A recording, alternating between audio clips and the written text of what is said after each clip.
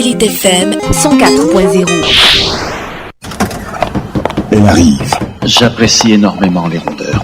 Elle vient tout changer. Intéressant. Elle est la seule à détenir la potion de votre équilibre vital. Je ne veux qu'un nom. Elle est unique. Elle est élite. Elle est radio. Un émetteur radio, en d'autres termes. 104.0.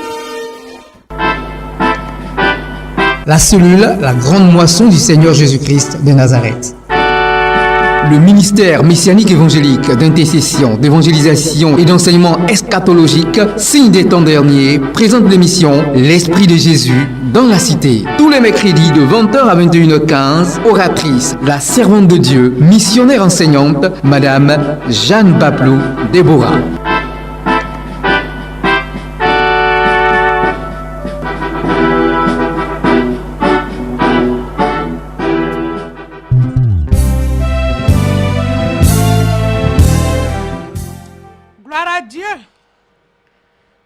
Bénir encore notre Sauveur, notre Seigneur, qui nous accorde le privilège d'être encore à votre compagnie. Vous qui avez été connectés ce soir par le Saint-Esprit pour encore partager cet enseignement. Que la paix du Christ soit sur vous, que sa joie soit votre partage, et que par toutes les paroles que nous allons partager ce soir, il puisse vous sanctifier pour sa gloire. Souvenez-vous que nous sommes à l'émission L'Esprit de Jésus dans la Cité. Et comme nous le faisons d'habitude, nous lisons la pensée du jour. Retenez aussi que cette émission a pour but de nous amener à la connaissance profonde de la parole de Dieu dans certains domaines qui méritent d'être approfondis. Le Seigneur a dit quelque part, je crois que c'est l'apôtre Pierre, il a dit quelque part, il y en a qui sont encore au lait, mais pour la nourriture solide, c'est pour les adultes. Et je crois que nous devons grandir. Ça fait longtemps que nous sommes dans le Seigneur. Il est bon de manger la nourriture solide. Et cette nourriture solide que nous partageons avec vous est intitulée « Les faits de l'Éternel, leur implication spirituelle et leur date réelle de célébration ». Mais avant d'aller à l'enseignement proprement dit, nous voulons donc lire la pensée du jour. Jérémie 10, versets 1 à 16. Il est écrit, « Écoutez la parole que l'Éternel vous adresse, maison d'Israël. Ainsi parle l'Éternel, n'imitez pas la voix des nations, et ne craignez pas les signes du ciel, parce que les nations les craignent. Car les coutumes des peuples ne sont que vanité. On coupe le bois dans la forêt, la main de l'ouvrier le travaille avec la hache, on l'embellit avec de l'argent et de l'or, on le fixe avec des clous et des marteaux pour qu'il ne branle pas. Ces dieux sont comme une colonne massive et ils ne parlent point. On les porte parce qu'ils ne peuvent marcher. Ne les craignez pas car ils ne sauraient faire aucun mal et ils sont incapables de faire du bien. Nul n'est semblable à toi, ô Éternel, tu es grand et ton nom est grand par ta puissance. Pardon. Qui ne te craindrait, roi des nations? C'est à toi que la crainte est due, car parmi tous les sages des nations, et dans tout leur royaume, nul n'est semblable à toi. Tous ensemble, ils sont stupides et insensés. Leur science n'est que vanité, c'est du bois. On apporte de Tarsis des lames d'argent et du phase de l'or. L'ouvrier et la main de l'orfèvre les mettent en œuvre. Les vêtements de ces dieux sont d'étoffe, teintes en bleu et en pourpre. Tous sont l'ouvrage d'habiles artisans. Mais l'Éternel est Dieu en vérité. Il est un Dieu vivant et un roi éternel. Alléluia. La terre tremble devant sa colère et les nations ne supportent pas sa fureur. Vous leur parlerez ainsi. Les dieux qui n'ont point fait les cieux et la terre disparaîtront de la terre et de dessous les cieux. Il a créé la terre par sa puissance, il a fondé le monde par sa sagesse, il a étendu les cieux il a étendu les cieux par son intelligence, à savoir les eaux mugissent dans les cieux. Il fait monter les nuages des extrémités de la terre, il produit les éclairs et la pluie, il tire le vent de ses trésors. Tout homme devient stupide par sa science. Tout orfèvre est honteux de son image taillée, car ses idoles ne sont que mensonges. Il n'y a point en elles de souffle. Elles sont une chose de néant, une œuvre de tromperie. Elles périront quand viendra le châtiment. Celui qui est la part de Jacob n'est pas comme elle. Amen. Car c'est lui qui a tout formé et Israël est la tribu de son héritage. L'Éternel des armées est son nom. Gloire à Dieu. L'Éternel des armées est son nom.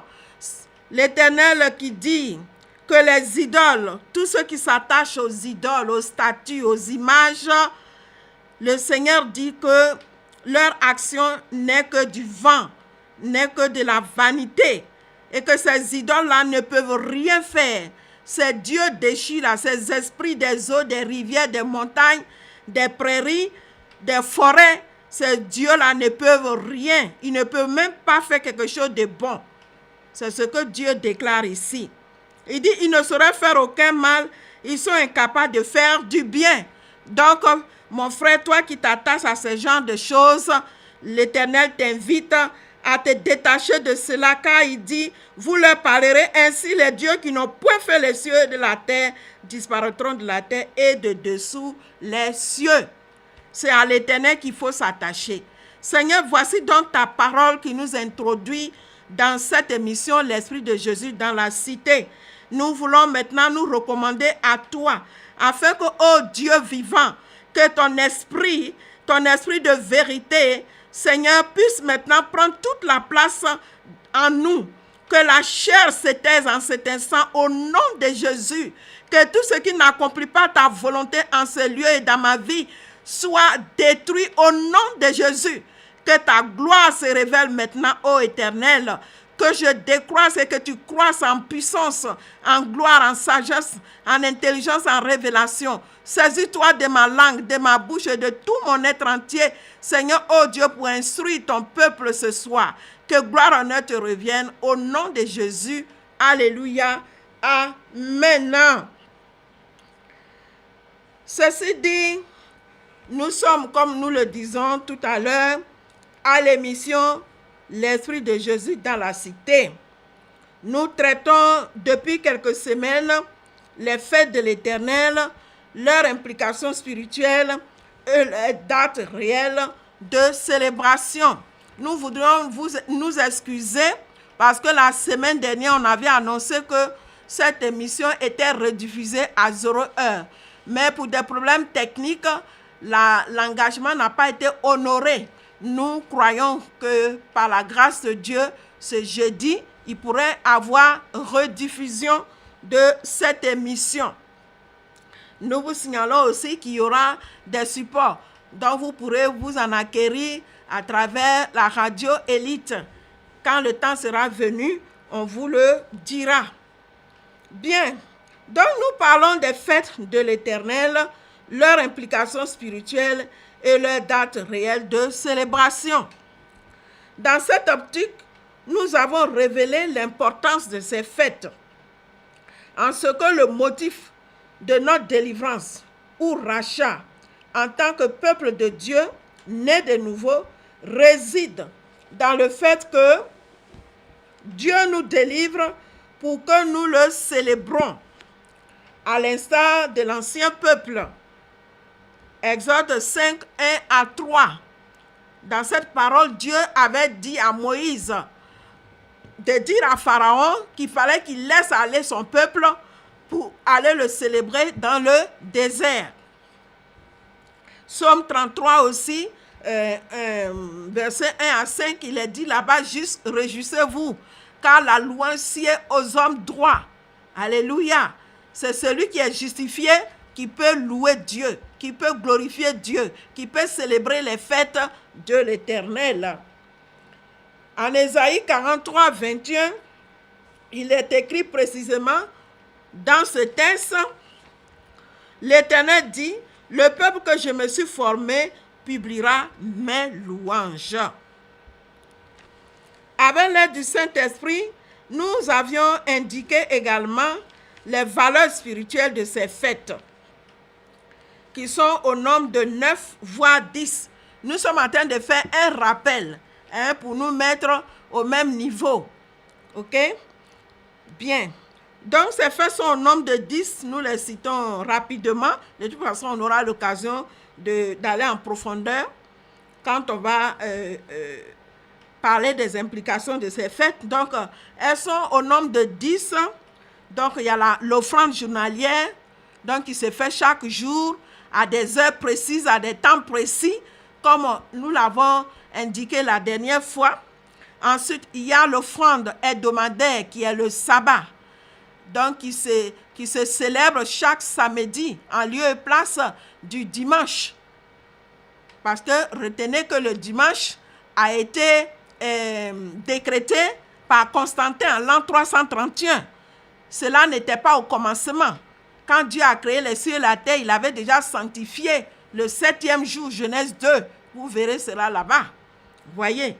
Donc, quand le peuple est sorti de l'Égypte, Dieu a rappelé, Dieu a institutionnalisé ce 7e jour, qui est le sabbat, qui est le culte public qu'on lui rend.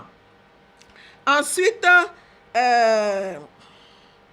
parlant de la, comment on appelle ça, de la troisième fête, c'est l'offrande mensuelle. L'offrande mensuelle qui se célèbre à la sortie du premier décan lunaire. Donc, à chaque décan lunaire, premier décan lunaire, on célèbre l'offrande mensuelle. Bien. Ensuite, les fêtes annuelles, qui sont la semaine des pains, en somme la Pâque, la semaine des pains sans levain, qui se célèbre sur 7 jours, non sur 2 jours. Ensuite, la Pentecôte, qui se célèbre au 50e jour après la Pâque, la semaine des pains sans levain. Ensuite, nous avons la fête de Tabernacle, qui n'est même pas célébrée, qui a été mis en oubli par l'Église. OK? Ensuite, nous avons les fêtes de 7 ans, où Dieu demande de laisser la terre se reposer pendant 7 ans, après 7 ans, pardon.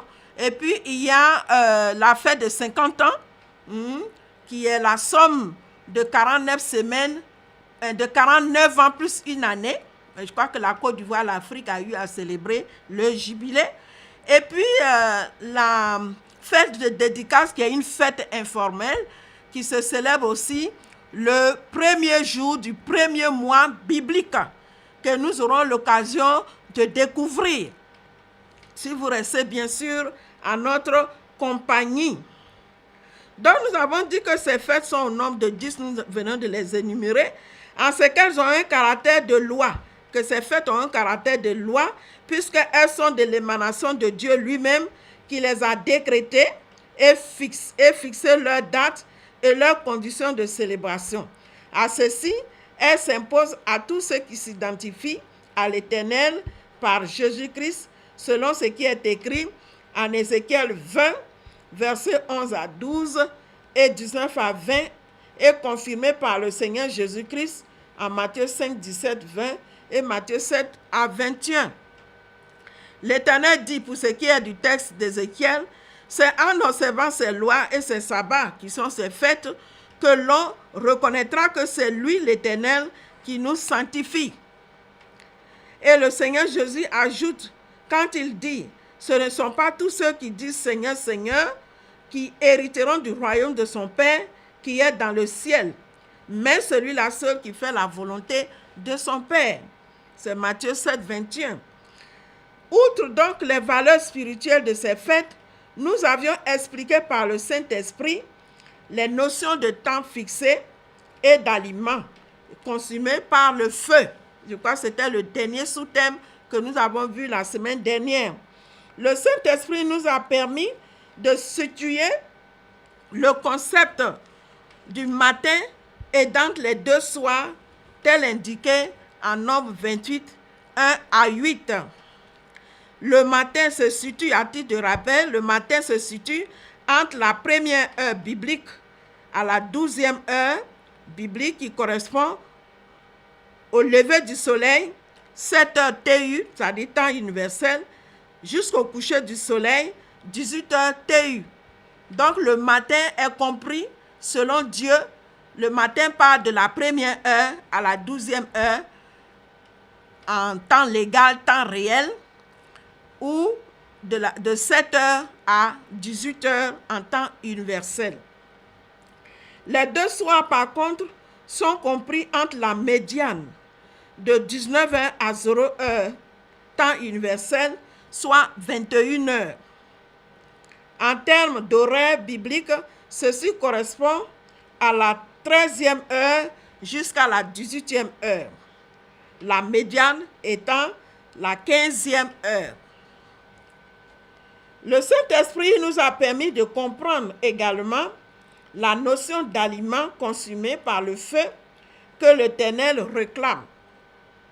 Cet aliment consumé par le feu n'est que la transcription pure et simple des propres paroles de l'Éternel, comme cela est révélé en Michée 6, versets 6 à 8.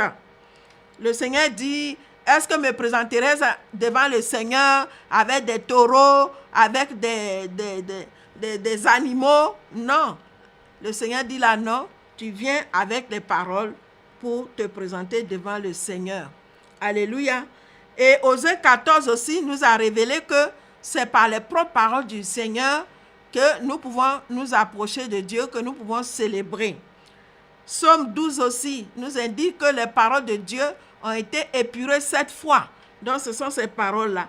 Et Psaume 50 aussi nous a donné la réponse à cette question, de savoir que Dieu ne mange pas les animaux que nous pouvons lui offrir. Il ne mange pas, il dit toutes les bêtes des champs lui appartiennent. Lui appartient. Donc, s'il avait faim, il n'allait pas nous demander à manger.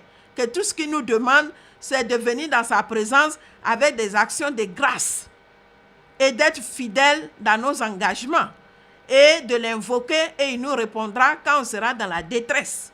Donc, voilà, comme nous avions expliqué avec l'aide du Saint-Esprit, les notions d'aliments. Aujourd'hui, nous poursuivons notre étude, les faits de l'Éternel, en abordant le deuxième point, les implications spirituelles des fêtes de l'Éternel.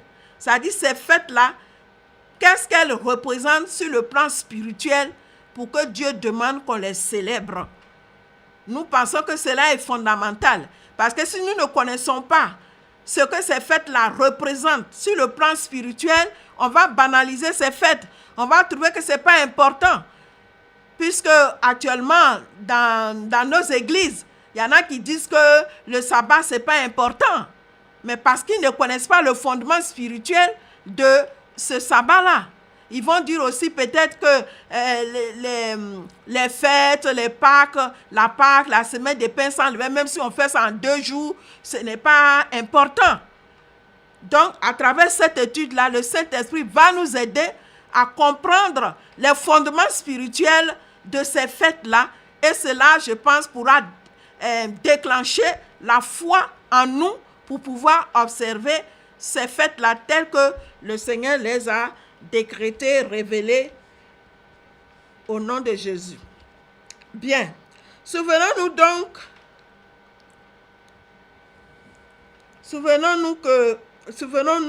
que nous avions indiqué la problématique de ce thème. c'est-à-dire les fêtes de l'Éternel, leurs implications et les dates réelles de célébration. Nous avions indiqué la problématique en ce qu'elle s'inscrivait dans la prière de notre Père que le Seigneur Jésus-Christ avait apprise à ses disciples. Le Seigneur Jésus-Christ avait dit à ses disciples, quand vous priez, dites Père, que ton nom soit sanctifié, que ton règne vienne et que ta volonté soit faite sur la terre comme au ciel. Alléluia. Bon, la suite, vous la connaissez. Mais c'était pour nous indiquer un peu le fondement de cette prière-là. Donc, sanctifier l'Éternel, c'est accepter de se soumettre à toute son autorité, à toute sa volonté. Nous ne pouvons pas dire que nous sanctifions l'Éternel et puis nous faisons notre propre volonté. Si nous faisons notre propre volonté, nous devenons comme des rebelles.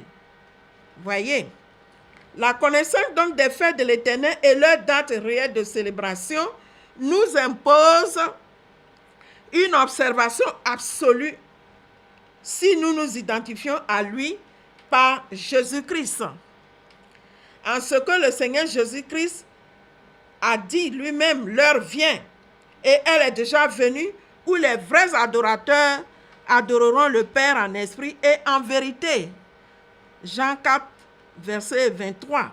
Il s'agit ici de rétablir toute la vérité de l'évangile de Christ par rapport à Daniel 7, verset 23 à 26. Donc nous allons lire tout à l'heure ces textes.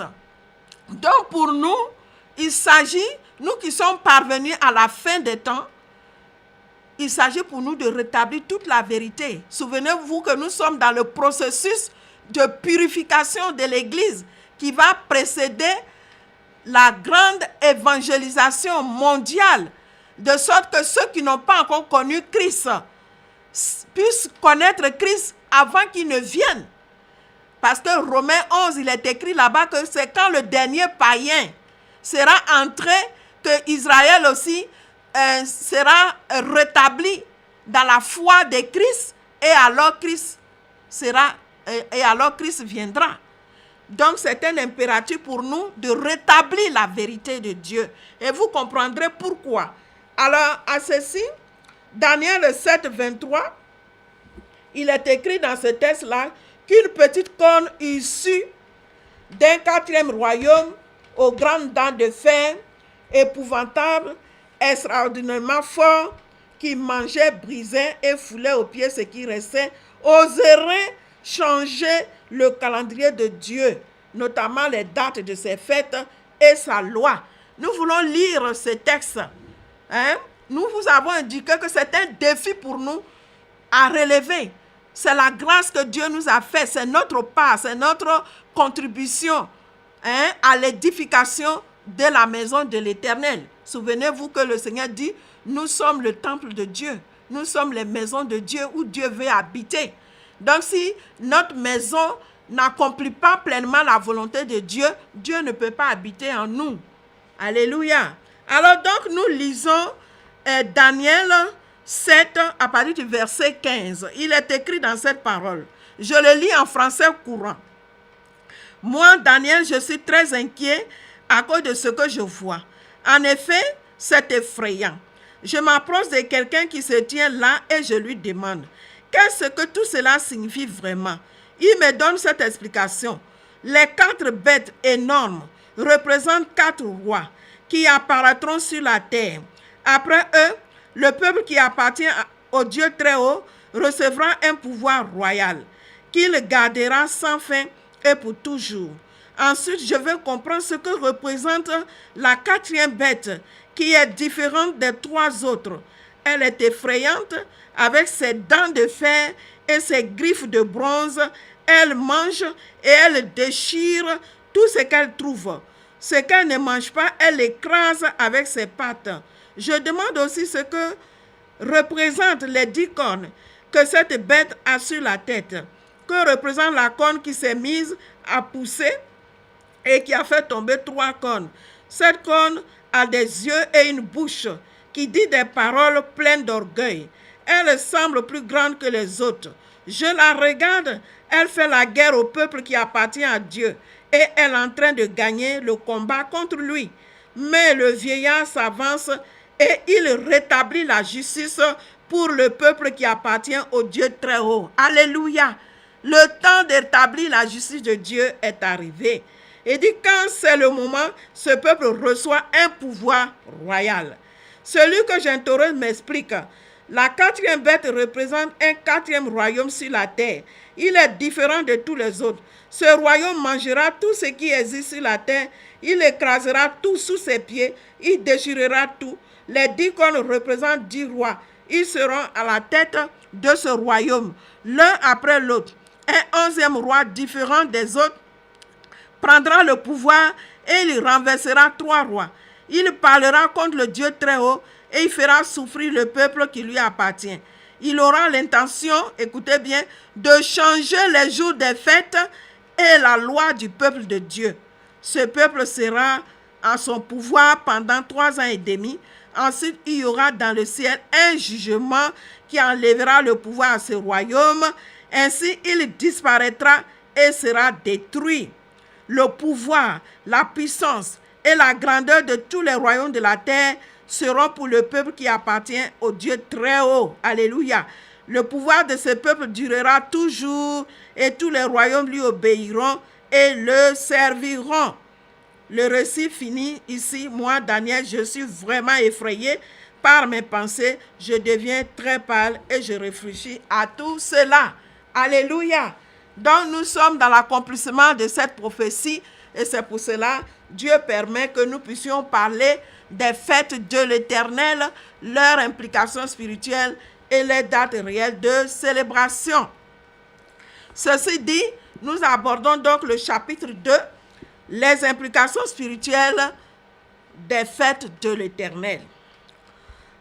En vue de notre édification et pour nous permettre une meilleure compréhension de la notion d'aliment, de sacrifice consumé par le feu, sceau de la volonté de l'Éternel, nous voudrions indiquer avec l'aide du Saint-Esprit les différents fondements spirituels que constituent l'offrande journalière, le sabbat, l'offrande mensuelle et les fêtes de l'Éternel, parlant des fêtes annuelles bien sûr.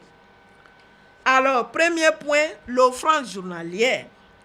L'offrande journalière telle est révélée en Nombre 28, versets 1 à 8, commémore chaque journée de la création. Chaque journée de la création. Nous savons qu'il y a 7 jours, en sont 6 jours de création et 7e jour qui est le repos où Dieu se reposa de toutes ses œuvres. Elle met en liaison, elle est en liaison avec la révélation de Dieu. Dieu lumière, Dieu parole. Jean 1, verset 1 à 12. Il est écrit, au commencement était la parole était avec Dieu et toutes choses ont été créées par la parole. Et cette parole est venue comme la lumière pour éclairer les hommes. Alléluia. Et à tous ceux qui ont reçu cette lumière, elle leur a donné le pouvoir de devenir enfants de Dieu. Donc ici, nous voyons que l'offrande journalière célèbre la révélation de Dieu. Dieu qui était caché aux yeux des hommes. Dieu qui était caché, qui était inconnu de l'univers, décide de se révéler. Alléluia. En Genèse 1, verset 1-3, il est écrit, « Au commencement, Dieu créa les cieux et la terre. La terre était informe et vide. Il y avait des ténèbres à la surface de l'abîme. Et l'Esprit de Dieu se mouvait au-dessus des eaux. Dieu dit que la lumière soit, et la lumière fut. » Alléluia. Ainsi donc, l'offrande journalière du matin commémore dans un premier temps l'accomplissement de cette parole, notamment la fête de la lumière. Donc le premier jour de l'offrande journalière, premier jour de la semaine, célèbre la lumière, la révélation de la lumière. Nous savons que cette lumière-là est Christ en l'ombre. Voyez, est Christ dans l'ombre, puisqu'au moment où Dieu dit que la lumière soit et la lumière fut, il n'y avait pas encore le temps universel. Le temps universel qui nous permet de séparer le jour d'avec la nuit, qui nous permet d'identifier le jour et la nuit. Ce temps-là n'était pas encore. Donc, la révélation de cette lumière-là, c'est Christ révélé dans l'homme. Christ lui-même l'a dit dans Jean 8, 12, il dit « Je suis la lumière du monde ». Alléluia. Bien. Alors, l'offrande du matin, donc, rend hommage à Dieu de ce qu'il a ordonné que la lumière soit et la lumière fut. Nous sommes en train d'expliquer les fondements spirituels de chaque fête. Et nous commençons par l'offrande journalière. Donc, soyons attentifs à ce que nous sommes en train de dire. C'est si l'Église devait célébrer ces fêtes-là, c'est pour qu'elle sache ce qu'elle célèbre. Alléluia. Donc, l'offrande journalière, le premier jour de la semaine, célèbre la lumière. C'est la fête de la lumière. C'est ce jour-là que Dieu a dit que la lumière soit et la lumière fut. Il y eut un soir, il y eut un matin. Ce fut le premier jour. Donc, la lumière, c'est le sceau du jour. Alléluia. La lumière, c'est le sceau du jour. Le Seigneur Jésus-Christ a dit, si quelqu'un marche pendant le jour, il ne bronche point. Alléluia. Parce qu'il voit la lumière. Jean 11, verset 9. Et il précise sa pensée quand il dit, je suis la lumière du monde. Celui qui me suit ne marchera pas dans les ténèbres, mais il aura la lumière de la vie. Jean 8, 12. Jésus-Christ est donc la révélation de Dieu, c'est-à-dire Dieu qui vient habiter parmi les hommes. Dieu qui veut se réconcilier avec les hommes. Matthieu 1, verset 23. La lumière ou le jour ou le matin indique la gloire de Dieu révélée. Dieu inconnu de l'homme se révèle à l'homme. Il décide même d'habiter en l'homme et avec l'homme. Agar avait expérimenté cette grâce. Aussi, elle a appelé Dieu Ata El Roi, c'est-à-dire le Dieu qui se révèle alors que nous ne le connaissons pas ou nous ne l'avons pas vu.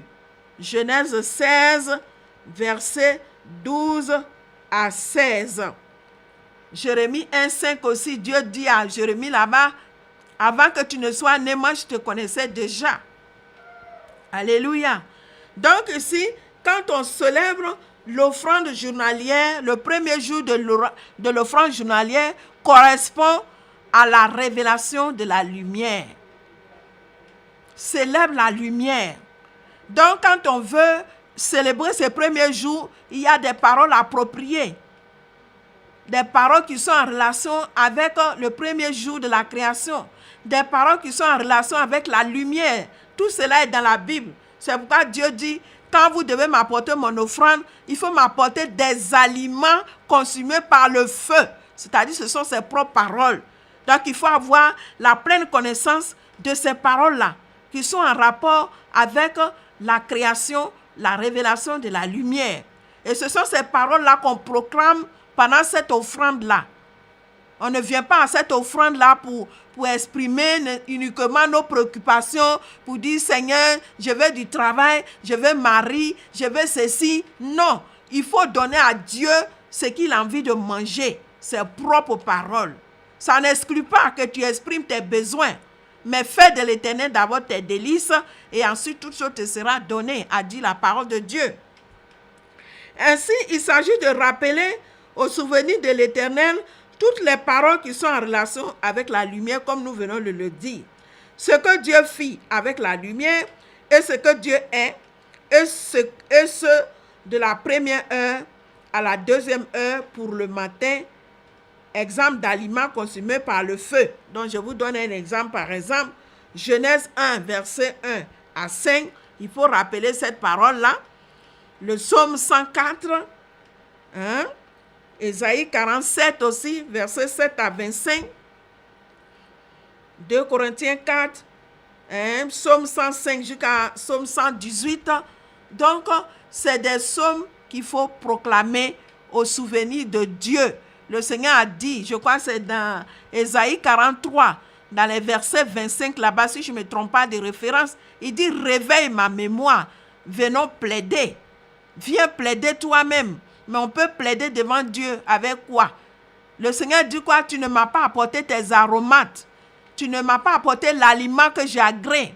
Tu m'as fatigué avec tes péchés. C'est écrit là-bas. Peut-être qu'il faut que je lise ça pour appuyer un peu ce que nous sommes en train de dire. Vous voyez? Ésaïe 43. Je vais le lire rapidement. Il ne faudrait pas que le temps me prenne encore. Alors, le Seigneur dit ici, là, Ésaïe 43, il dit au verset 22, il dit, « Et tu ne m'as pas invoqué, ô Jacob, car tu t'es lassé de moi, ô Israël. Tu ne m'as pas offert tes brebis en holocauste et tu ne m'as pas honoré par tes sacrifices. Je ne t'ai point tourmenté pour tes offrandes et je ne t'ai point fatigué pour de l'encens. Tu n'as pas pris d'argent à acheter pour moi des aromates. » Donc les propres paroles de Dieu, voyez. « Et tu ne m'as pas rassasié de la graisse de tes sacrifices, mais tu m'as tourmenté par tes péchés, tu m'as fatigué par tes iniquités. C'est moi qui ai fait tes transgressions pour l'amour de moi-même, et je ne me souviendrai plus de tes péchés. Réveille ma mémoire, plaidons ensemble, parle toi-même pour te justifier. » Voyez, donc c'est Ésaïe 43, verset 26. Gloire à Dieu. Donc, nous disons ici, il s'agit donc de glorifier Dieu dans un premier temps. Maintenant, dans un deuxième temps, c'est-à-dire à partir de la 3e heure, qui consacre la passion de Christ, il s'agit de faire des prières spécifiques en rapport avec l'œuvre de Christ. Voyez, souvenons-vous, nous, que c'est à la 3e heure que Christ a été crucifié, c'est-à-dire à 9 heures, temps universel. Christ a été crucifié. Souvenez-vous que quand nous avons expliqué la notion de temps, la notion d'aliment, nous avons indiqué précisément là-bas que le temps là retraçait le chronogramme de la passion de Christ. Donc l'offrande, quand on célèbre l'offrande, il s'agit de rappeler à Dieu, non seulement on glorifie Dieu pour ce qu'il a révélé Christ, parce qu'il a dit que la lumière soit et la lumière fut, mais également de rappeler à Dieu, de réveiller sa mémoire, de commémorer la passion de Christ, pour dire à Dieu, Christ a accompli ta volonté, donc souviens-toi aussi de tes promesses. Alléluia. Donc nous disons, il s'agit là de faire des prières spécifiques en rapport avec l'œuvre de Christ, notamment les évangiles, les psaumes, exemple par exemple, psaume 22, où le Seigneur lui-même adresse une prière à Dieu à partir de la 6e heure, c'est-à-dire midi, où les ténèbres avaient envahi la terre, et Dieu, le Seigneur disait « Lama sabatani », c'est-à-dire « Dieu, pourquoi m'as-tu abandonné ?» Donc cette prière-là, ce psaume-là aussi, on peut le rappeler. On peut le rappeler à l'Esprit de Dieu. Voilà. Il y a le psaume 69 aussi, Ésaïe 63, Matthieu 27, Luc 23, Jean 19. Donc les évangiles pour appuyer cette offrande-là. Vous voyez.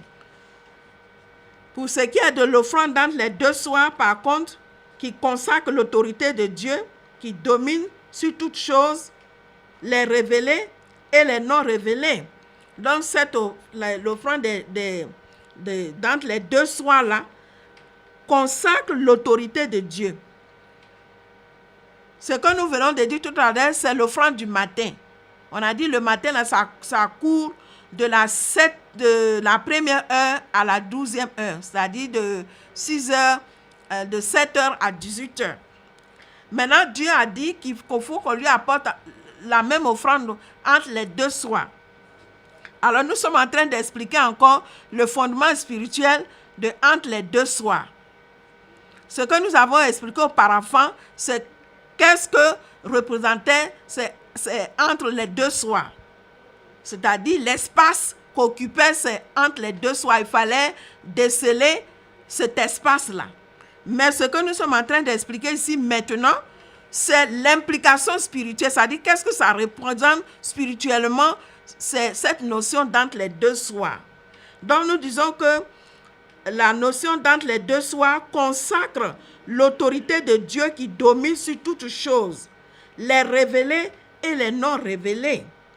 Les révélés, jour, lumière ou connaissance. Donc le jour, le matin, Dieu révèle, comme il a dit dans Deutéronome 29 là-bas, hein? Quand il dit que les choses cachées sont à Dieu, les choses révélées sont aux hommes. Donc ici, les révélés, c'est pour célébrer le matin. Maintenant, les non révélés, c'est ténèbres ou la nuit. Souvenons-nous encore que Genèse 1 dit, au commencement, la terre était informe et vide. Il y avait quoi? Il y avait les ténèbres, il y avait l'eau et il y avait l'Esprit de Dieu. Ces trois choses n'ont pas été créées. Donc ça représente l'entité de Dieu. C'est des éléments que peut-être un jour Dieu permettra aussi qu'on partage, parce que le Saint-Esprit nous a expliqué tous ces éléments-là. Voyez? Donc les ténèbres n'ont pas été créées, les eaux n'ont pas été créées. Comment on appelle ça? L'Esprit de Dieu qui était là n'a pas été créé. Donc ces trois éléments constituent l'entité de Dieu. Dieu non révélé qui montre que Dieu est vivant, puisqu'on dit son esprit se mouvait. Et puis les eaux qui représentent la gloire de Dieu. Alléluia. Bien. Donc, Dieu, pour confirmer dans cette pensée, a dit en Deutéronome 29, comme nous l'avons dit tout à l'heure, que les choses cachées sont à l'Éternel et les choses révélées sont à nous. Célébrer donc l'offrande journalière, c'est célébrer la gloire de Dieu, la puissance de Dieu, l'amour de Dieu qui vient habiter parmi les hommes. C'est en cela que le Saint-Esprit dit que nous sommes le temple du Dieu vivant, comme Dieu l'a dit. J'habiterai et je marcherai au milieu d'eux. Je serai leur Dieu et ils seront mon peuple. La référence est 2 Corinthiens 6, 16. Genèse 2, 7 à 8. Ainsi, cette référence de Genèse 2, 7, 8, si vous lisez là-bas, vous verrez que tant que Adam et Ève n'avaient pas encore péché, chaque soir, Dieu leur rendait visite. Donc, nous voyons déjà que l'offrande, vous voyez l'offrande entre les deux soirs. Donc, Dieu rendait visite à Adam et Ève le soir. Si vous voulez, on va lire ça. Donc, on voit déjà le fondement de l'offrande d'entre les deux soirs. Genèse 2, 7 à 8. Alors, je lis ici. Genèse 2. Non, plutôt je me trompe, hein, c'est Genèse 3, hein, excusez-moi. C'est Genèse 3, je me suis trompé de référence. Il est écrit ici, les yeux de l'un et de l'autre s'ouvrirent. Hein. Ils connurent qu'ils étaient nus et ayant cousu des feuilles de figuier, ils s'enfirent des ceintures. Alors ils entendirent la voix de l'Éternel Dieu qui parcourait le jardin vers le soir. Vous voyez, vers le soir, et l'homme et sa femme se cachèrent loin de la face de l'Éternel Dieu au milieu des arbres du jardin. Gloire à Dieu. Donc, l'offrande journalière qui se fait entre les deux soirs, c'est pour glorifier Dieu, c'est pour sanctifier Dieu. Entre les deux soirs, c'est l'occasion qui nous est donnée de nous repentir. On a vu que quand Dieu est arrivé, Adam et Ève, ne connaissant pas la notion de repentance, ne se sont pas repentis, mais bien plus, ils se sont cachés. Ils se sont cachés. Alléluia. Donc, vous voyez que rien n'est fait au hasard, mes frères, mes sœurs. L'Église doit se réveiller pour revenir à la connaissance de la plénitude de la pensée de Dieu. Vous voyez? Ainsi donc, l'offrande du matin et donc du jour est en liaison avec l'œuvre de Christ qui réconcilie l'homme avec Dieu et leur accorde le repos spirituel selon Matthieu 11, 28, Le Seigneur dit là-bas, vous tous qui êtes fatigués, venez à moi et je vous donnerai du repos. C'est pourquoi la crucifixion du Seigneur Jésus s'est passée le jour. Ok? Et il a porté le péché de l'humanité. Il a porté nos souffrances. Il a été frappé. Il a été blessé. Et par ses meurtrissures, nous trouvons la guérison, nous trouvons le repos, nous trouvons la délivrance. Donc, il est fondamental pour nous de célébrer cette offrande journalière dans les conditions que Dieu l'a déterminées. L'Église doit pouvoir s'organiser en conséquence. Alléluia. Aussi, donc, la notion des 2 soirs prépare l'homme à entrer dans le repos spirituel de Dieu, notamment par la repentance et la conversion. Dieu savait que depuis le matin, Adam et Ève avaient déjà péché. Mais Dieu a attendu le soir. Il est venu le soir pour donner l'occasion, parce que le soir, on rentre à la maison, donc on peut parler avec le père, on peut parler avec la maman, on peut parler avec les enfants. C'est l'occasion vraiment de faire le bilan de la journée pour voir est-ce que notre vie a été en conformité avec la volonté de Dieu. Voilà donc pourquoi il y a l'offrande dans les 2 soirs. Alléluia. Gloire à Dieu. Donc ici, l'offrande dans les 2 soirs, c'est l'occasion que Dieu nous donne pour nous repentir. Souvenez-vous que le premier soir, comme nous le disons donc, c'est le symbole de la repentance qui s'est traduit par l'institution de la Sainte Seine. On a vu que le Seigneur Jésus a institué la Sainte Seine le soir. Il n'a pas institué le matin. Il n'a pas institué dans la journée. Vous voyez maintenant ce que ça veut dire, célébrer l'offrande entre les 2 soirs. C'est l'occasion de se repentir. Et nous sommes au soir de l'humanité. Nous sommes au soir de l'humanité. Nous sommes rentrés dans le processus de purification.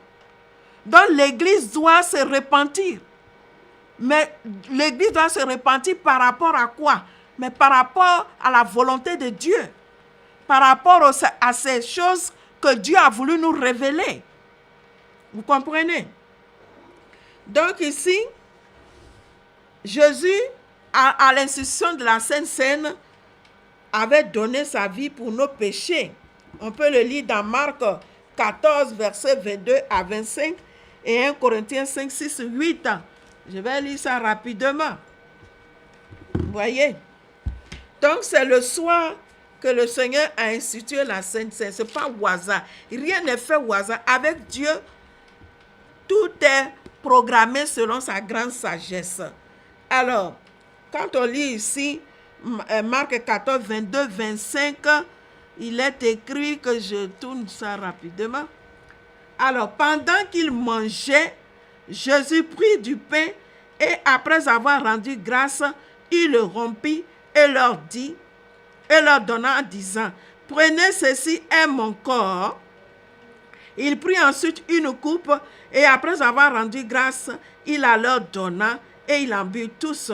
Et il leur dit, ceci est mon sang, le sang de l'alliance qui est répandu pour plusieurs. Je vous le dis en vérité, je ne boirai plus jamais du fruit de la vigne jusqu'au jour où je le boirai nouveau dans le royaume de Dieu. Alléluia. Donc en cette soirée-là, Jésus venait d'établir la nouvelle alliance qui nous réconciliait avec Dieu. Voyez, c'est le soir que la chose a été faite. Donc, quand nous célébrons l'offrande entre les 2 soirs, nous commémorons, nous rappelons aussi l'œuvre de Christ, ce qu'il a fait en cette soirée-là, en livrant sa vie pour nos péchés, pour nous donner l'occasion de nous repentir. Voyez, le deuxième soir maintenant, c'est le symbole de la conversion, qui se traduit par notre obéissance et soumission à l'autorité de Dieu, à la volonté de Dieu. On peut le lire dans Ésaïe 60, verset 1-3. Donc, ici, le deuxième soir qu'on célèbre là, consacre notre conversion. Parce que le Seigneur a dit, par exemple, dans Jean 3, Si quelqu'un est né de nouveau, il ne peut voir le royaume de Dieu. Et si quelqu'un est né d'eau de l'esprit, il ne peut entrer dans le royaume de Dieu. Donc il y a 2 étapes. Voir le royaume de Dieu.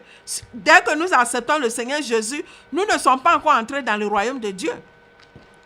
Il y a un processus. Nous devons confirmer notre engagement dans la foi. C'est ce qu'on appelle la conversion, l'étape de la conversion par l'obéissance. C'est ce que le Seigneur appelle aussi naître d'eau et de l'esprit. Voyez, c'est un changement total. C'est-à-dire, nous mourons en Christ et nous devenons une nouvelle créature. Donc, en célébrant le 2e soir, nous avons vu qu'à partir du 2e soir, Jésus a été arrêté. Quand il a institué la Sainte Seine, ils sont allés dans le jardin de Gethsémane et Jésus a été arrêté là-bas. Et il a été jugé toute la nuit. Alléluia. Tout ça pour que nous ayons la vie. Il n'a pas bronché. On l'a accusé de tout. Il n'a rien dit. Voyez, comme un agneau qu'on conduit à l'abattoir, il n'a point bronché, selon la prophétie d'Ésaïe 53. Voyez. Donc ici, l'offrande du 2e soir, c'est-à-dire entre les 2 soirs, comme on a dit là, il est écrit, donc nous avons mis comme référence Ésaïe 60, verset 3, qui correspond donc à l'étape de la conversion. Il est écrit, « Lève-toi, sois éclairé, car ta lumière arrive, et la gloire de l'Éternel s'élève sur toi. Voici les ténèbres couvrent la terre, et l'obscurité les peuples, mais sur toi l'Éternel s'élève, sur toi sa gloire apparaît. Des nations marchent à ta lumière, et des rois à la clarté de tes rayons. » N'est-ce pas que Christ a dit que nous sommes le sel du monde? Alléluia. Que le sel, si le sel perdait sa saveur, on jetterait ce sel-là. Donc l'étape de la conversion, c'est l'étape de devenir du sel. Voyez, nous devons être le sel. Nous devons être des instruments utiles entre les mains de Dieu. Voyez, voilà un peu la notion, plutôt le fondement spirituel du 2e soir. Donc, célébrer ce temps-là, c'est un moment pour nous de nous consacrer à Dieu, de nous dédicacer à Dieu. C'est un moment où il faut se repentir et puis proclamer notre attachement au Seigneur. Voyez, et le psaume 119 peut nous aider à cela. Voyez, on a vu que David était l'homme selon le cœur de Dieu. Mais David a connu l'étape du repentant. Après, David est devenu un homme affermi. Et il a écrit le psaume 119. Bien. Donc, ce symbole de 2e soir se traduit donc par l'acceptation du Seigneur Jésus-Christ à aller à la croix. Donc, le Seigneur a accepté d'aller à la croix. Matthieu 26, 36 à 45. Qu'est-ce que le Seigneur a dit? Il dit, si quelqu'un veut le suivre, il doit pouvoir porter sa croix. Donc, la conversion, c'est porter sa croix. Voyez, c'est porter sa croix. C'est-à-dire, laisser Dieu transformer notre vie. C'est ce que représente l'offrande du soir, l'offrande d'entre les 2 soirs. Ici, donc, il s'agit donc de l'étape de la conversion, de faire comme Christ en demandant à l'Éternel d'accomplir sa volonté en nous. On a vu que quand on lit dans ce texte de Matthieu 26, 36 à 45, le Seigneur Jésus a connu l'épreuve de la foi. Il voyait ce qu'il allait endurer. Et il a dit à son Père, si tu pouvais m'éloigner de cette coupe, cependant, non pas ma volonté, mais ta volonté. Alléluia. Donc, le 2e soir, c'est notre Gethsémane. C'est le Gethsémane que nous sommes en train de célébrer pour le 2e soir. Donc, avant de nous coucher, nous pouvons proclamer le psaume 119 pour proclamer notre attachement à la justice de Dieu. Alléluia. Bien. Nous disons donc ici, Il s'agit alors en tant qu'aliment consumé par le feu de proclamer des paroles qui nous sanctifient, mais également qui nous consacrent à Dieu, et des paroles de consécration ou d'attachement. Comme je l'ai dit, le psaume 119, il y a d'autres psaumes. Il y a le psaume 56 par exemple, le psaume 55 à psaume 56. On commence par la repentance. Il y a le psaume 51, on peut commencer par la repentance et puis maintenant nous dédicacer à Dieu. Voyez. Ainsi donc l'offrande du soir est constituée de l'étape de la repentance et de la consécration. Alléluia. C'est une étape aussi où on proclame aussi la louange de Dieu. On remercie Dieu pour ce qu'il nous a gardé toute la journée. Donc, par le rappel de l'œuvre du Père accomplie en Christ. Donc, il y a les psaumes 116 jusqu'à psaume 125. On peut choisir un psaume là-bas et puis proclamer ça. Les psaumes 50, 51 à 56, psaume 115 jusqu'à psaume 125. Et même le psaume 136 aussi, psaume 148, c'est des psaumes qui peuvent nous aider. Donc, la base de l'offrande journalière, c'est de prendre le livre de Genèse, c'est-à-dire le Genèse 1. Voyez, Genèse 2, il y a des références, des textes là-bas. On peut s'appuyer sur ces textes-là pour glorifier Dieu.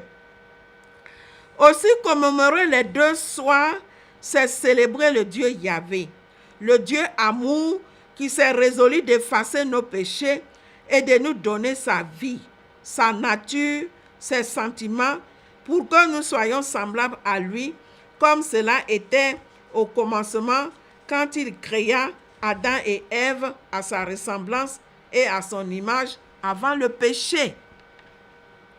Et c'est ce qui se traduit en 2 Corinthiens 6, versets 1 à 15, Jean 17. Vous voyez que le Seigneur Jésus a fait sa prière sacerdotale. Vous voyez, et il demande là-bas à Dieu de nous sanctifier par sa parole, car sa parole est la vérité. En nous sanctifiant par sa parole, nous devenons un. Avec Christ, étant un avec Christ, nous devenons un avec Dieu. Ésaïe 43 aussi, c'est des textes à méditer. Ésaïe 43, 1 à 25, Ésaïe 44, 1 à 8 et 21 à 26.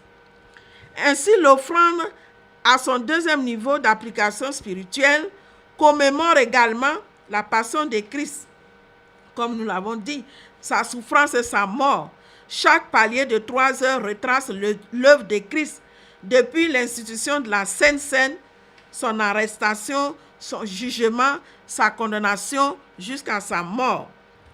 Enfin, l'offrande journalière qui accomplit ainsi la gloire de Dieu parmi les hommes se fait conformément au 6 jours de la création, comme nous l'avons dit, du premier jour de la semaine jusqu'au 6e jour, c'est-à-dire du dimanche premier jour de la semaine au vendredi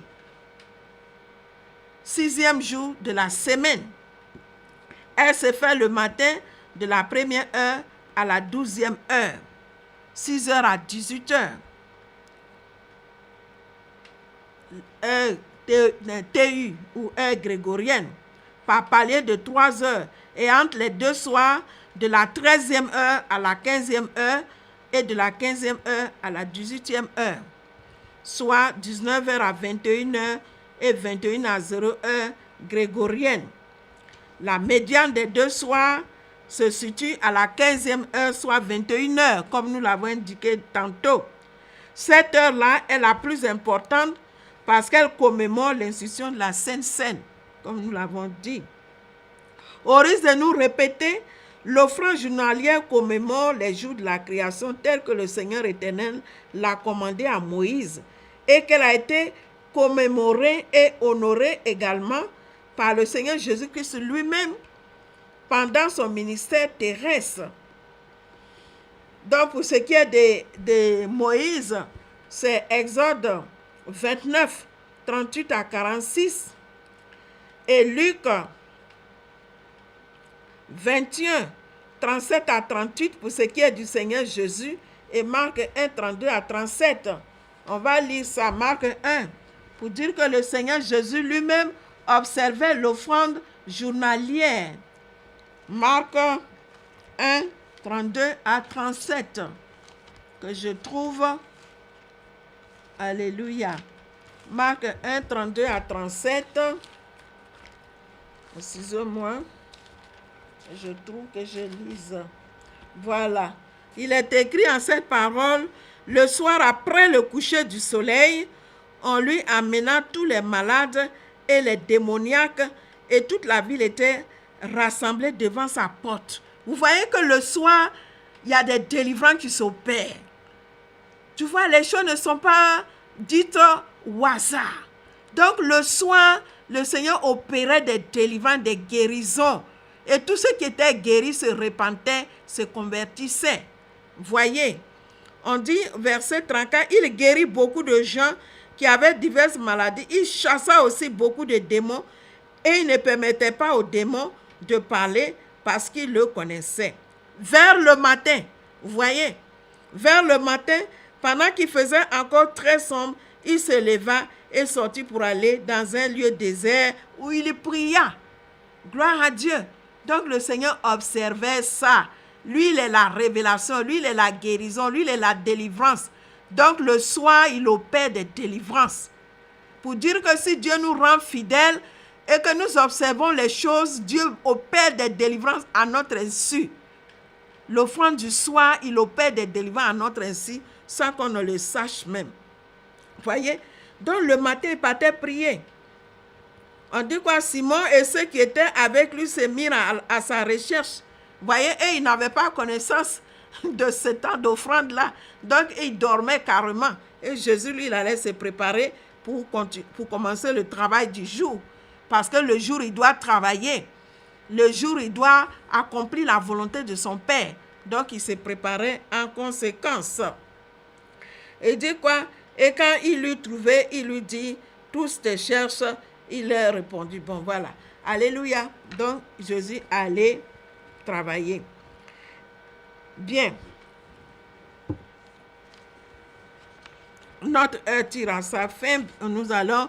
Donc, il est noté que l'offrande journalière est accomplie dans le ciel en permanence. Apocalypse 4, 7 à 11 nous instruit de cette parole. Alors, nous voulons lire cette parole-là et nous arrêter là ce soir. Et la prochaine fois, nous allons voir quel est le résultat de l'offrande journalière quand elle est respectée par les fils de Dieu. Alors, on va lire Apocalypse 4, 7, 11. Souvenez-vous que quand Dieu a révélé à Moïse qu'il devait construire le premier tabernacle, Dieu a dit à Moïse, il faut faire les choses selon le modèle que tu as vu dans le ciel. Donc, c'est pour dire que ce que nous faisons sur la terre ici, c'est la réplique de ce qui s'est fait dans le ciel. Quand vous lisez le livre d'Ézéchiel 1, vous verrez comment les choses sont décrites là-bas. Hein? On décrit des animaux, on décrit des roues qui sont liées avec les animaux qui sont dans le ciel. C'est pour dire que ce qui se fait dans le ciel doit se faire automatiquement sur la terre. En agissant ainsi, nous établissons le règne de Dieu. C'est ça le deuxième niveau de la prière que le Seigneur a pris à ses disciples quand il dit sanctifiez Dieu, c'est-à-dire reconnaissez l'autorité de Dieu, soumettez à son autorité et dites que ton règne vienne. Donc pour que le règne de Dieu vienne, nous devons faire toutes choses comme cela s'est fait dans le ciel. Parce que l'étape de la prière a dit que ta volonté soit faite sur la terre comme au ciel. Nous devons être en uniformité avec ce qui est au ciel. Tant qu'on n'est pas en uniformité avec ce qui se fait au ciel, les puissants des ténèbres vont nous dominer. Voyez, ils vont nous entraîner loin de la présence de Dieu. Alors nous lisons Apocalypse 4, 7, 11 et puis nous allons nous arrêter. Il est écrit dans cette parole, le premier être vivant est semblable à un lion. Le second être vivant est semblable à un veau. Le troisième être vivant à la face d'un homme. Et le quatrième être vivant est semblable à un aigle qui volent. Et les 4 êtres vivants ont chacun 6 ailes. Et ils sont remplis Dieu tout autour et au-dedans. Et ils ne cessent de dire jour et nuit. Vous voyez, l'offrande journalière est faite là-bas, jour et nuit. Et ne cesse de dire jour et nuit, Saint, Saint, Saint est le Seigneur Dieu, le Tout-Puissant, qui était, qui est et qui vient. Alléluia. Vous voyez, verset 9, il dit quand les êtres vivants rendent gloire et honneur et action de grâce à celui qui est assis sur le trône, à celui qui vit au siècle des siècles, les 24 vieillards se prosternent devant celui qui est assis sur le trône et ils adorent celui qui vit au siècle des siècles et ils jettent leur couronne devant le trône en disant tu es digne, notre Seigneur et notre Dieu, de recevoir la gloire et l'honneur et la puissance, car tu as créé toutes choses et c'est par ta volonté qu'elles existent et qu'elles ont été créées. Alléluia. Voilà ce qui se passe au ciel là-bas. Donc, il faut qu'il y ait un répondant sur la terre. Il faut qu'il y ait un répondant sur la terre. Voilà donc l'objet de cet enseignement. Que Dieu bénisse sa parole. Que Dieu sanctifie cette parole dans nos cœurs, dans nos vies, afin que l'Église du dernier siècle puisse revenir dans toute la justice de Dieu, afin d'établir le règne de Dieu sur toute la surface de la terre. Alléluia. Oh, merci Saint-Esprit. Oh, merci mon Dieu. Merci Père de ce que tu agrées cet enseignement. Merci Père de ce que tu te glorifies à travers cet enseignement. Merci de ce que toi-même, Seigneur, tu donnes à cette parole, à cet enseignement, de parcourir toute la terre à la vitesse des 4 vents des cieux, afin d'accomplir ta volonté, afin d'établir ton règne dans le cœur de tes enfants, afin que les méchants ne soient plus trouvés parmi ton peuple. Merci Seigneur, selon que tu l'as dit dans Jérémie 10, 11, que les dieux qui n'ont pas fait les cieux et la terre disparaîtront de la terre de dessous les cieux. Père, qu'il en soit ainsi maintenant, au nom de Jésus. Alléluia. Amen. Maintenant, nous allons passer à la deuxième partie de notre enseignement. Faisant pour la deuxième partie plutôt de notre temps d'antenne, qui consiste à, comment on appelle ça, à présenter la personne de Jésus. Bon, il y a 2 ou 3 minutes que je peux vous accorder avant de passer à la présentation de la personne de Jésus. Au cas où vous voulez intervenir, nous sommes au 06 28 62 90. 06 28 62 90. Si vous avez des préoccupations aussi, vous pouvez nous envoyer des SMS. 02, maintenant j'oublie moi-même, 02 28 62 90 ou 02 99 15 46 pour ce qui est mouvant. Alors, je vous accorde 2 minutes encore s'il y a des réactions. Alléluia. Notre Dieu règne et sa volonté s'accomplira sur la terre. Que l'homme veuille ou pas, Dieu va établir son règne. Comme nous l'avons lu dans Daniel, le temps vient où le jugement est déjà accompli contre celui-là qui a tenté de changer les fêtes de l'Éternel, les dates des fêtes de l'Éternel, qui a osé changer même la loi de Dieu en enseignant d'autres doctrines. Donc, vous avez 1 ou 2 minutes si vous voulez réagir au 06 28 62 90. Avant que nous passions à la présentation de la personne de Jésus. C'est lui notre sauveur, c'est lui notre avocat, c'est lui qui intercède pour nous auprès du Père. Nous avons dit dans ce temps d'enseignement-là que Jésus s'est présenté lui-même. Et maintenant, nous sommes en train de voir le témoignage de ce que les gens disent de Jésus. Alors, donc, il vous reste 1 minute pour que nous passions à... Alléluia. Gloire à Dieu. Alors, donc, nous voulons faire connaissance avec le Seigneur Jésus.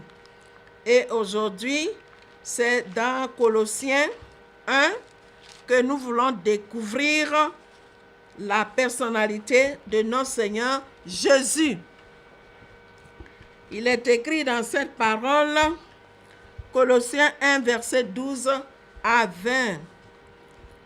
Il est écrit, rendez grâce au Père qui vous a rendu capable d'avoir part à l'héritage des saints dans la lumière, qui nous a délivrés de la puissance des ténèbres et nous a transportés dans le royaume du Fils de son amour.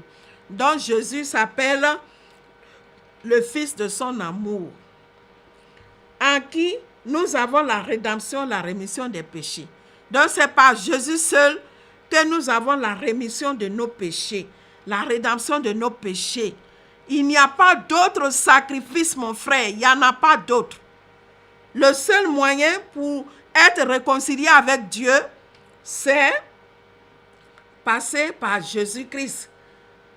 Il est écrit, il est l'image du Dieu invisible. Donc Jésus-Christ est l'image du Dieu invisible. Le premier-né de toute la création. C'est ce que nous avons vu tout à l'heure dans ce temps d'enseignement, quand on a dit que nous célébrons la lumière. Au commencement, Dieu a dit que la lumière soit et la lumière fut. Donc Jésus est le premier-né de ce qui est révélé à l'homme. De ce qui est révélé à l'homme. Je ne vais pas utiliser la notion de création, mais je vais dire, Jésus fait partie de ce qui est révélé à l'homme. Il dit, car en lui ont été créées toutes les choses qui sont dans les cieux et sur la terre, les visibles et les invisibles, trône, dignité, domination, autorité, tout a été créé par lui et pour lui. Il est avant toute chose et toute chose subsiste en lui. Vous voyez? Donc il est avant toute chose. Donc il était en Dieu. La dernière fois, quand on a vu Jésus, en Ésaïe 9, 6 là-bas, on a dit quoi? Jésus avait les mêmes attributs de Dieu. Donc il était en Dieu. C'est pourquoi on dit il était là avant toute chose. Il est la tête du corps de l'Église. Il est le commencement, le premier-né d'entre les morts, afin d'être en tout le premier.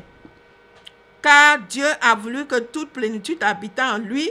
Il a voulu par lui réconcilier tout avec lui-même, tant ce qui est sur la terre que ce qui est dans les cieux, en faisant la paix par lui, par le sang de sa croix. Donc c'est par Jésus-Christ que Dieu s'est réconcilié avec l'homme.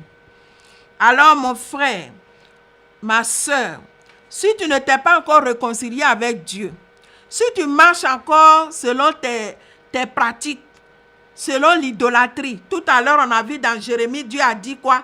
Ceux qui s'adonnent à l'idolâtrie, là, ils se livrent à des choses vaines. Ils se livrent à des choses vaines. Donc, ce soir, tu vas faire la prière avec moi. Pour dire, Seigneur Jésus, tu viens de te révéler encore en moi. Tu dis que tu es l'image. Ce n'est pas toi qui dis, mais le témoignage qui est rendu, il est écrit que tu es l'image invisible de Dieu. Et que c'est par toi qu'on obtient la rémission des péchés. C'est par toi qu'on est réconcilié avec Dieu.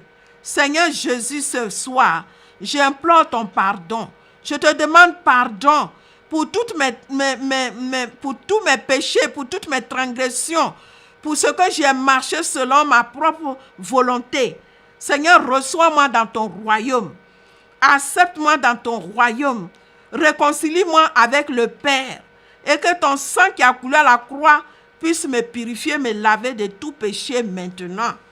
Si tu as fait cette prière, crois que tu deviens enfant de Dieu. Selon qu'il est écrit, la lumière est venue. À tous ceux qui ont reçu cette lumière, elle leur donne le pouvoir de devenir enfant de Dieu. Maintenant, tu es enfant de Dieu, dis à Satan, je me sépare de toi. Je me sépare de tes œuvres. Qu'il te soit fait selon ce que tu viens de faire. Et achète-toi une Bible et rends-toi dans une église où tu peux développer ta foi. Ceci dit, nous voulons faire la prière finale. Dieu notre Père, nous voici au terme de ce temps que tu nous as donné. Ô Saint des Saints, que toi-même, Tu as dit que ta parole ne retourne pas à toi sans avoir accompli toute ta volonté. Que tout ce qui a été libéré ce soir puisse accomplir ta volonté dans le cœur, l'esprit et l'âme de tous ceux qui l'ont entendu. Merci Seigneur pour ce que tu le fais. Merci Père de ce que tu bénis vraiment le fondateur de cette radio et tous ceux qui y sont, qui y travaillent. Père, fasse aussi que lorsque ta trompette sonnera, que tous nous soyons enlevés dans ta présence. Merci pour ma nation que tu bénis, que tu établis tes desseins dans cette nation. Merci pour Israël, ton peuple que tu bénis. Merci pour les descendants de Cham, de Couche, mon continent, le continent africain. Que gloire te soit rendue au nom de Jésus. Amen.